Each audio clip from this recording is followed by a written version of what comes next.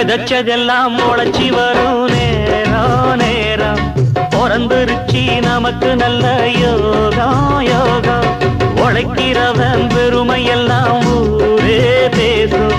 உழவனுங்க இழைச்சி புட்டா ஏது தேசம் பட்டணத்து மக்கள் எல்லாம் சொத்துலதான் கைய வைக்க